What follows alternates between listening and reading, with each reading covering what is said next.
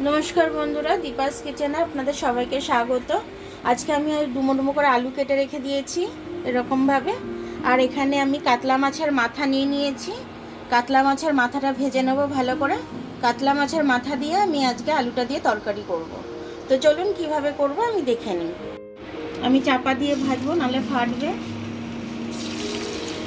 আমি কিন্তু চাপা দিয়ে দিলাম, কারণ ভীষণ ফাটবে দুমদুম করে, না হলে কিন্তু ভাজা যাবে না। হয়ে গেছে, তুলে নিচ্ছি।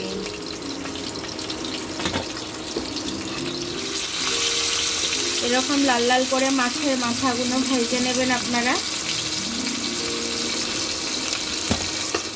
দেখুন আমার মাছের মাথাটা ভাজা হয়ে গেল।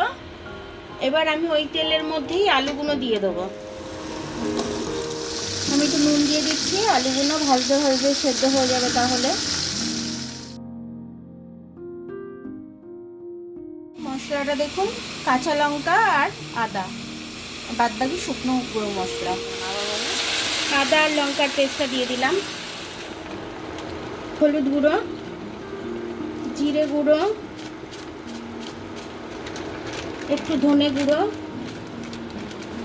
একটু ঝালের জন্য লাল লঙ্কা,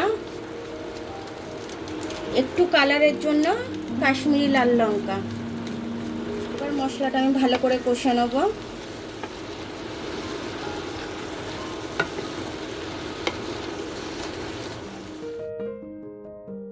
একটু টমেটো দিয়ে দিলাম আমি 3টের মতো। আমার কষা হয়ে গেছে, টমেটো দিয়েছিলাম, টমেটোগুলো গলে গেছে। এবার আমি এটার মধ্যে জল দিয়ে দেবো।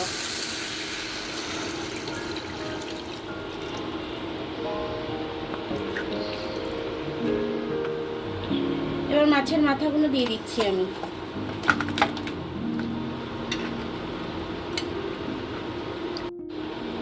চাপা দিয়ে দিচ্ছি আমি। আমি তরকারিটা দেখছি হয়ে গেছে কিনা। সব কিছু আমার সেদ্ধ হয়ে গেছে, গন্ধটাও খুব সুন্দর ছাড়ছে তরকারিটার। কাতলা মাছের মাথা তো দারুণ হয়েছে তরকারিটা, কালারটাও খুব সুন্দর এসছে। দেখুন আমার কাতলা মাছের মাথা দিয়ে আলু দিয়ে তরকারিটা করলাম আমি, খুব সুন্দরভাবে হয়ে গেছে। অ্যাকচুয়ালি কাতলা মাছটা দুখানা মাছের মাথা ছিল, কি করব ভেবে পাচ্ছিলাম না, তার জন্য আমি আলু দিয়ে এইভাবে একটা ঝোল করে ফেললাম। তো ডাল আর করতে লাগবে না, এটা দিয়েই সবাই খেয়ে নেবে। তো এটা দিয়ে খেলে এক থালা ভাতও খেয়ে নিতে পারবে, আর কিছু লাগবে না।